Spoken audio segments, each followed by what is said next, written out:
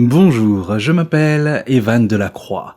Je suis professeur en sciences occultes. Vous n'êtes pas sans savoir que le monde regorge de mystères, de contes et de légendes. Mais saviez-vous qu'il existe un fond de vérité à tout cela ? La magie, les créatures mythiques et toutes ces choses que l'on appelle surnaturelles existent bel et bien.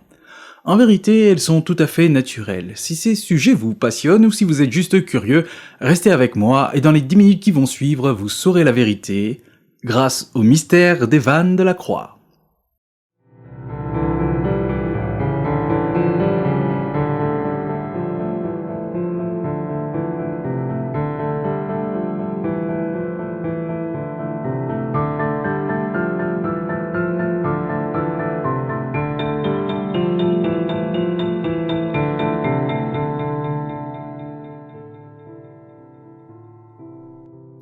Aujourd'hui, je vais vous parler des fées. Vous savez, ces petites créatures virevoltantes qui possèdent des pouvoirs magiques. En vérité, puisque cette première saison est destinée aux bases, je ne devrais pas vous parler de fées ni de dragons, mais bien de toutes ces créatures qui existent sous la forme d'un unique épisode. Mais les dragons étant un sujet populaire, difficile de passer à côté, surtout pour un premier épisode. Et les fées, eh bien, c'est la requête d'un ami. Que je salue d'ailleurs. Bref, tout le monde sait plus ou moins ce qu'est une fée. On en retrouve dans certaines œuvres et souvent leur forme change radicalement. La fée Clochette dans Peter Pan, par exemple, est la représentation commune d'une fée, alors que dans la légende arthurienne, la fée Morgane est un être humain doté de pouvoirs magiques. Alors avant de pouvoir continuer, il nous faut répondre à une question. Qu'est-ce qu'une fée ?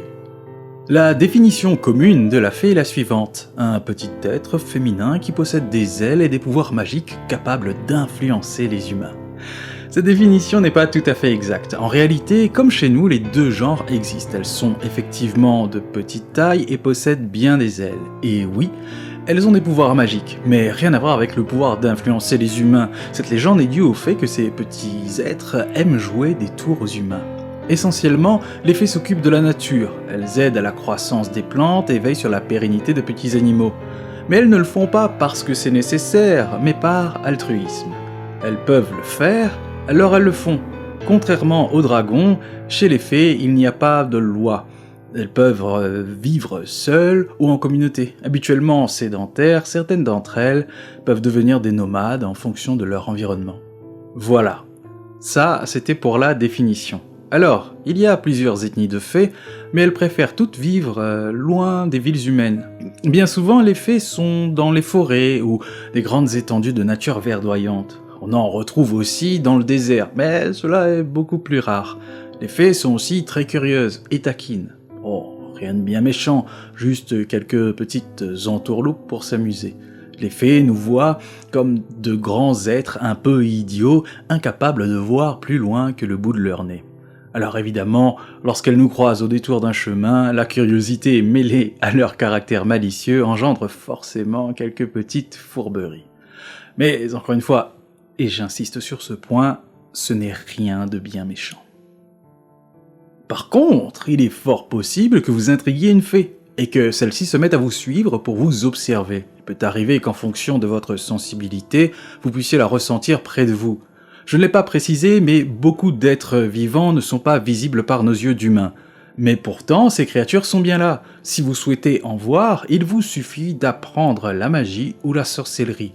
J'ai des vidéos qui traitent de ces sujets, je les mets dans les fiches ici. Pour revenir sur cette histoire de fée qui vous observe, eh bien il peut arriver que ces dernières restent à vos côtés parce que vous lui plaisez, et donc elles décident de vivre avec vous.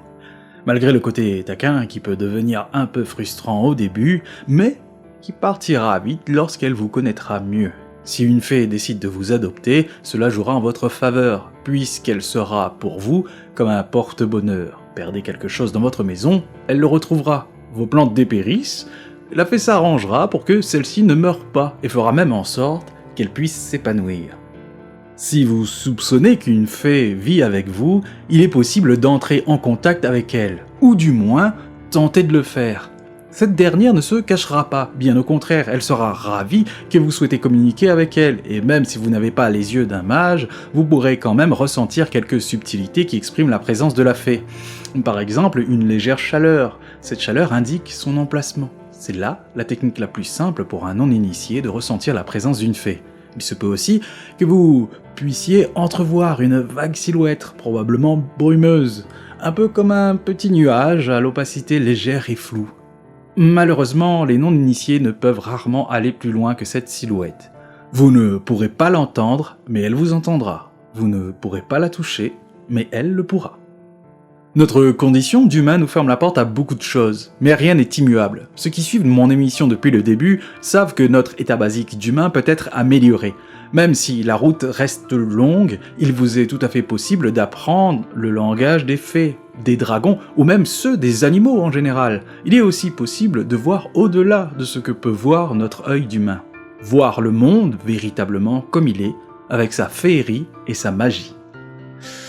Et bien voilà, je crois avoir fait le tour des informations basiques à avoir sur les fées.